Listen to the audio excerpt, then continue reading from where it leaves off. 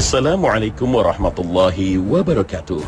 Pagi ini Khazanah kembali menyajikan kepada Anda embun-embun ilmu yang terpendam dalam luasnya khazanah Islam.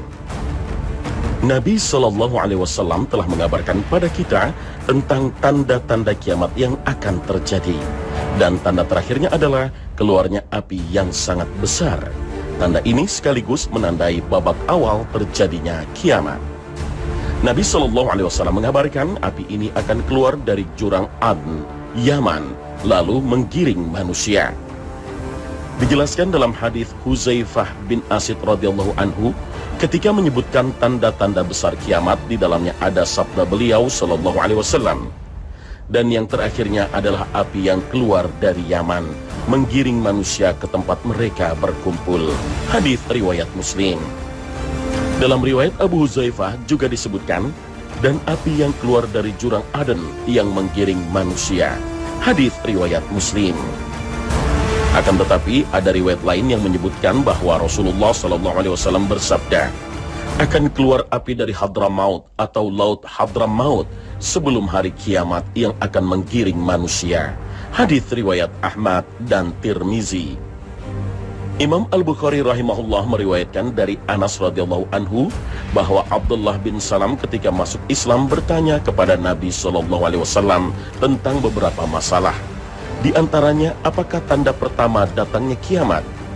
Lalu Nabi SAW menjawab, adapun tanda kiamat yang pertama adalah api yang mengumpulkan manusia dari timur ke barat. Hadis riwayat Bukhari.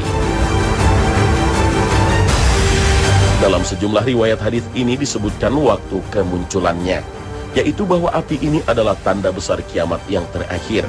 Maksudnya ialah bahwa api ini sebagai tanda terakhir dari tanda-tanda kiamat yang sudah muncul. Tapi juga disebutkan bahwa kemunculan api merupakan tanda pertama kiamat. Maksudnya adalah jika api ini muncul, saat itulah proses kiamat dimulai. Dan kemunculan api menandai awal proses kiamat sebelum akhirnya ditiupnya sangkakala oleh malaikat atas perintah Allah Subhanahu wa Ta'ala. Api ini akan membesar dan terus bergerak menggiring manusia ke tempat dikumpulkannya seluruh manusia atau di mahsyar. Tapi yang dimaksud padang mahsyar di sini bukanlah mahsyar setelah kiamat, tapi mahsyar dunia sebelum terjadinya kiamat. Lalu di mana mahsyar dunia yang dimaksud dalam hadis ini? Di dalam riwayat Ibnu Majah dan Hakim disebutkan Rasul SAW bersabda, Baitul Maqdis adalah tanah mahsyar, tempat pengumpulan, dan mansyar atau tempat penyebaran. Datangilah dan sholatlah kalian di dalamnya. Hadis riwayat Ibnu Majah dan Hakim. Inilah kawasan Syam, termasuk di dalamnya Palestina. Lalu untuk apa dikumpulkan di tempat ini, padahal bumi belum hancur, belum waktunya penghisaban atau perhitungan? Wallahu a'lam. Tidak ditemukan keterangan dari Nabi SAW yang menjelaskan masalah ini. Hanya saja Nabi SAW menjelaskan bahwa saat penggiringan oleh api ini, saat itu manusia dalam keadaan berbeda-beda dan berkelompok-kelompok. Setidaknya ada 3 kelompok. Pertama, kelompok yang penuh sukacita. Mereka makan, mengenakan pakaian, dan menaiki kendaraan. Kelompok kedua, yang terkadang berjalan dan terkadang menaiki kendaraan. Mereka semua saling bergantian dengan satu unta, sebagaimana akan dijelaskan dalam hadis Nabi SAW. 2 orang di atas unta dan 3 orang di atas unta, sampai beliau bersabda, dan 10 orang di atas kendaraan saling bergantian. Hal itu terjadi karena sedikitnya kendaraan ketika itu. Ketiga, kelompok yang digiring oleh api. Mereka digiring api dari belakang dan dari segala penjuru ke tempat mereka dikumpulkan. Barang siapa terlambat, maka ia akan dimakan oleh api. Cara seperti inilah yang disebut Nabi SAW dalam hadis-hadisnya. Imam Al-Bukhari dan Muslim meriwayatkan dari Abu Hurairah radhiyallahu anhu dari Nabi SAW, beliau bersabda, manusia itu dikumpulkan menjadi 3 kelompok. Kelompok orang yang bersukaria, kelompok yang merasa takut, dan kelompok di mana 2 orang di atas unta, 3 orang di atas unta, 4 orang di atas unta, dan 10 orang di atas unta, dan selebihnya digiring oleh api. Api ini akan selalu bersama mereka di saat mereka istirahat, di saat mereka bermalam, di waktu pagi, dan di waktu sore hari. Hadis riwayat Bukhari dan Muslim. Api yang menggiring manusia saat itu akan terus menemani manusia waktu istirahat hingga tiba di tempat tujuan. Abdullah bin Amr radhiyallahu anhuma menuturkan bahwa Rasulullah shallallahu alaihi wasallam bersabda, akan dikeluarkan api pada penduduk yang ada di timur, lalu api tersebut menggiring mereka ke barat. Ia akan selalu bersama mereka saat mereka bermalam, saat mereka beristirahat. Apa saja yang jatuh dan tertinggal dari mereka menjadi miliknya, dimakannya. Ia berada di belakang dan menggiring mereka bagaikan digiringnya unta yang patah kakinya. Hadis riwayat Tabrani dan Hakim. Lalu mengapa saat digiring ke mahsyar manusia tidak berkendara semuanya? Suatu ketika sahabat Nabi Shallallahu Alaihi Wasallam Abu Dzar radhiyallahu anhu berdiri lalu mengatakan pada kaumnya, wahai Bani Ghifar, bersatulah dan janganlah kalian berselisih, karena As-Sadiqul Masduq Sallallahu Alaihi Wasallam telah bersabda kepadaku, sesungguhnya manusia akan dikumpulkan dalam 3 kelompok. Satu kelompok yang mengenakan pakaian, diberi makan dan berkendaraan. Satu kelompok yang berjalan dan berlari. Dan satu kelompok lain yang wajah-wajah mereka diseret oleh para malaikat dan digiring menuju api. Lalu seseorang dari mereka berkata, 2 kelompok ini sudah kami ketahui. Maka bagaimana keadaan orang yang berjalan dan berlari? Beliau menjawab, Allah mengirimkan penyakit yang mematikan pada binatang tunggangan mereka, hingga tidak ada yang tersisa. Bahkan seseorang memiliki kebun yang sangat bagus akan ditukarnya dengan unta betina gemuk yang memiliki pelana. Akan tetapi orang tersebut tidak bisa melakukannya, memilikinya. Hadis riwayat Ahmad, Nasa'i dan Hakim.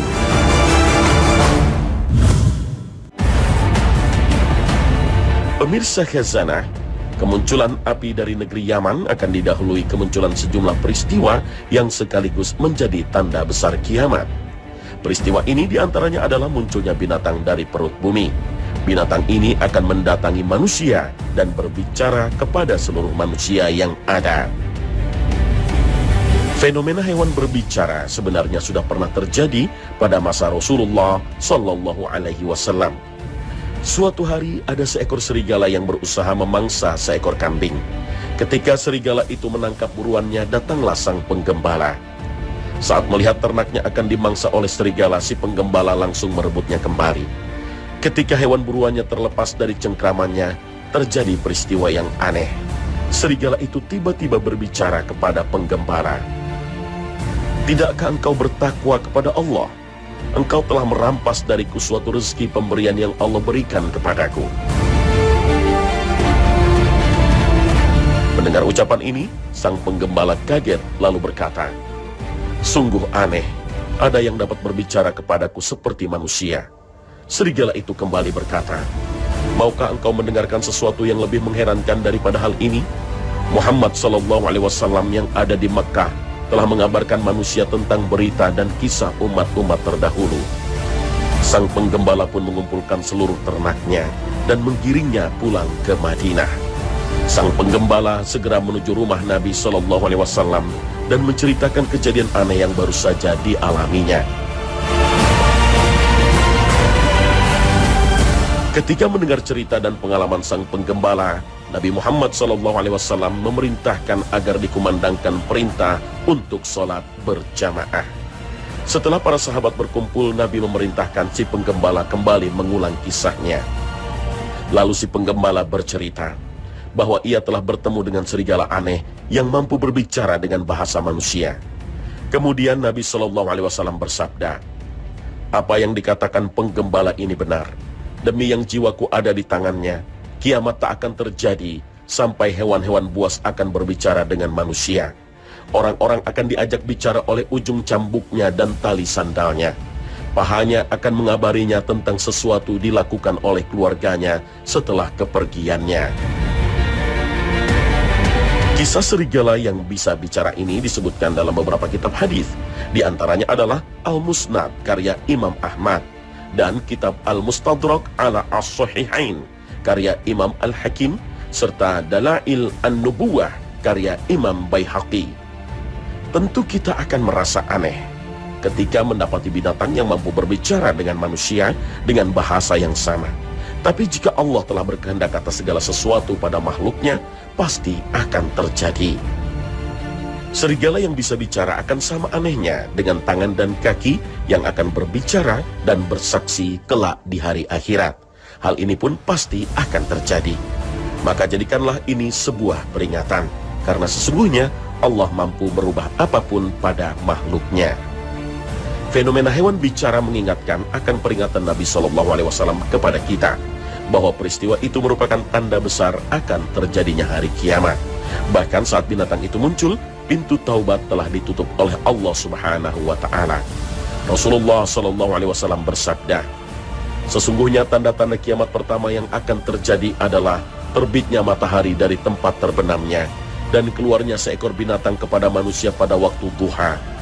Yang manapun di antara dua hal ini akan duluan terjadi, maka yang keduanya akan terjadi dalam waktu yang dekat. Hadis riwayat Ahmad, Muslim, Abu Daud, dan Ibnu Majah. Al-Hafiz Ibnu Hajar memperkirakan binatang bumi tersebut akan muncul pada hari terbitnya matahari dari barat. Lebih lanjut, Ibnu Hajar menegaskan ketika matahari terbit dari barat tertutuplah pintu taubat, maka keluarnya binatang bumi tersebut akan mengungkap seluruh manusia, siapa di antara mereka yang mukmin dan siapa yang kafir. Apakah matahari terbit dari barat dahulu, ataukah munculnya binatang yang bicara? Yang jelas munculnya salah satu dari keduanya yang lebih dahulu menjadi tanda ditutupnya pintu taubat oleh Allah Subhanahu wa Ta'ala. Binatang yang bisa bicara yang telah dijanjikan Allah akan keluar di akhir zaman ini memiliki ciri-ciri seperti yang disebutkan dalam sebagian riwayat, yaitu seekor binatang yang besar, berbulu panjang, berbulu roma pendek dan halus, dan mempunyai beberapa kaki. Bentuknya besar, tapi tidak ada keterangan seberapa besarnya. Wallahu a'lam. Cukup bagi kita untuk meyakini saja bahwa binatang bumi benar-benar akan keluar di hari kiamat nanti berdasarkan firman dari Allah Subhanahu wa Ta'ala. Dan apabila perkataan telah jatuh atas mereka, kami akan mengeluarkan seekor binatang melata dari bumi yang akan mengatakan kepada mereka bahwa sesungguhnya manusia sudah tidak yakin kepada ayat-ayat kami. Al-Quran Surah An-Naml ayat 82. Saat binatang itu muncul, apa yang dilakukan dan dikatakan oleh binatang itu? Sejumlah sumber menyebutkan binatang itu akan bicara pada manusia, bahwa sesungguhnya manusia sudah tidak yakin dengan ayat-ayat Allah. Dia akan memberikan tanda-tanda atau cap di tiap-tiap wajah manusia. Tanda-tanda itu akan membuat wajah orang mukmin bercahaya dan akan menggelapkan wajah orang-orang kafir. Siapapun akan dijumpai oleh binatang itu, bahkan orang-orang yang berada di masjid yang paling terjaga dan terhormat, yaitu Masjidil Haram. Ia tidak akan berhenti dari kejaran mereka. Ia akan memekik, bersuara antara makam Ibrahim dengan Hajarul Aswad Ka'bah sambil menebarkan tanah dari kepalanya. Kemudian ia menghadap ke timur dan mengeluarkan suara keras yang melampaui segala penjurunya. Kemudian ia menghadap ke barat dan melakukan hal yang sama. Hal itu menyebabkan manusia terpisah darinya secara bersama-sama, cerai-berai dan dengan berkelompok. Sedangkan satu kelompok dari kaum muslim akan tetap bersiteguh, dan mereka telah mengetahui bahwa ia adalah binatang Allah, sedangkan mereka tidak akan dapat mengalahkan Allah.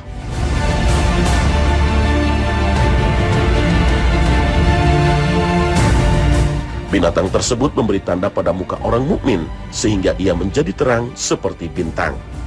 Binatang tersebut akan berjalan di muka bumi yang tidak dapat dikejar oleh siapapun, serta tidak seorang pun yang dapat melarikan diri darinya. Bahkan apabila seorang laki-laki berlindung dengan melakukan sholat, maka binatang itu tetap akan datang dari belakangnya dengan berkata, "Hai Fulan, mengapa baru sekarang kamu sholat?" Lalu ia memberi tanda pada mukanya dan pergi. Adanya fenomena binatang bisa bicara memang bukan berarti itulah tanda kiamat besar yang dijanjikan Allah Subhanahu wa Ta'ala. Tetapi fenomena ini mengingatkan kita akan munculnya janji Allah yang sekaligus sebagai pertanda tertutupnya pintu taubat. Maka benahi diri kita, pertebal bekal kita, dan perkuat keimanan kita untuk menyongsong datangnya waktu munculnya binatang melata yang akan bicara pada semua manusia. Wallahu a'lam bishawab.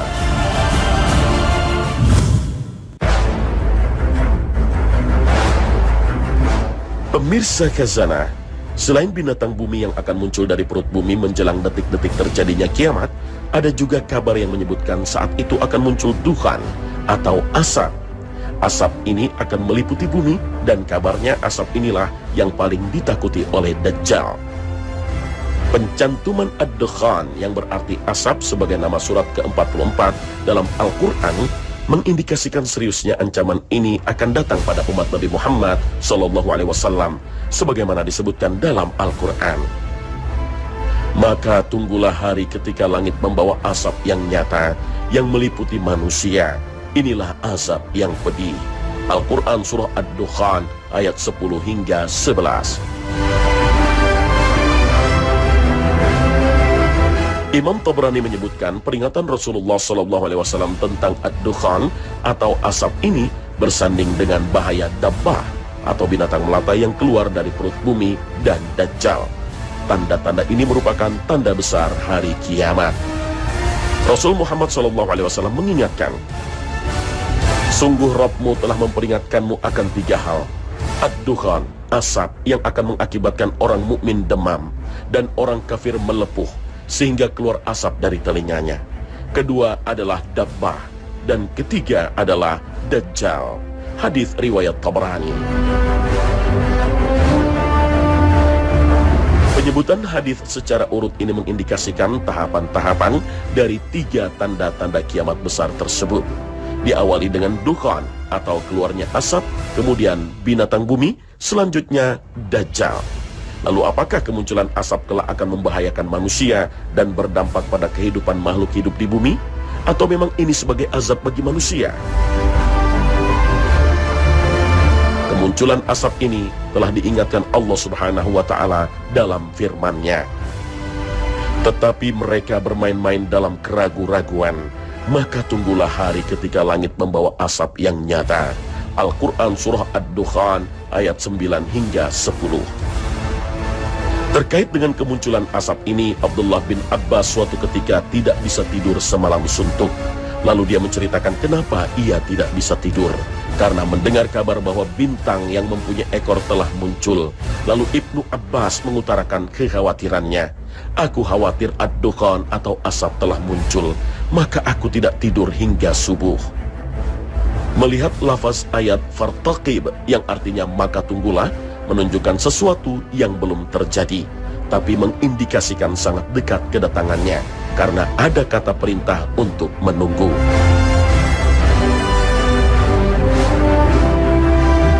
Ibnu Katsir menjelaskan, hantaman meteor mengakibatkan kabut asap dan peningkatan suhu bumi. Orang beriman dilindungi dari mara bahaya tersebut. Kalaupun mereka terkena dampaknya, hanya berupa flu dan demam saja. Adapun dampak bagi orang kafir akan melepuhkan kulitnya sehingga dari telinganya pun mengeluarkan asap. Munculnya dukhan atau asap yang menandai detik-detik menjelang hari kiamat ini sekaligus mengingatkan kita agar selalu mendekatkan diri kepada Allah Subhanahu wa Ta'ala dan segera kembali dan bertaubat sebelum semuanya terlambat.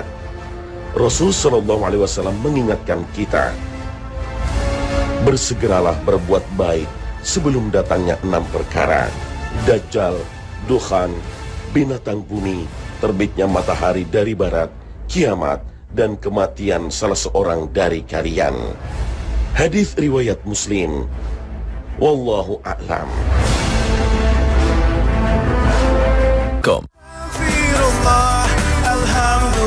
Allah Subhanahu wa Ta'ala berfirman, dan sesungguhnya hari kiamat itu pastilah datang, tidak ada keraguan padanya, dan bahwasanya Allah membangkitkan semua orang di dalam kubur.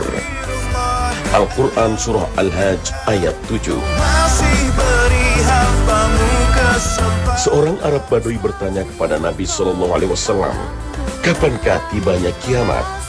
Nabi SAW lalu menjawab, apabila amanah diabaikan, maka tunggulah kiamat.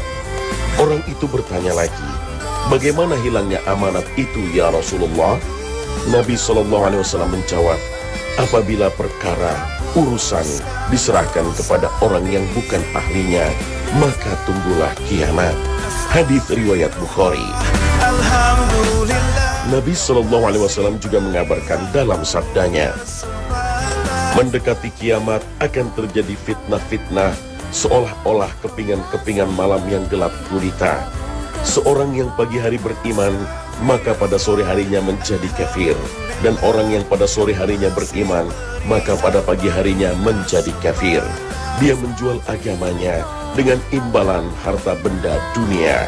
Hadis riwayat Abu Dawud. Nabi SAW juga bersabda, belum terjadi kiamat sehingga orang-orang dari umatku kembali menyembah berhala-berhala selain Allah. Hadis riwayat Abu Dawud.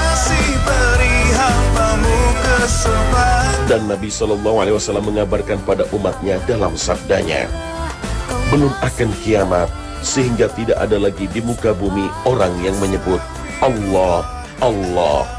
Hadis riwayat Muslim.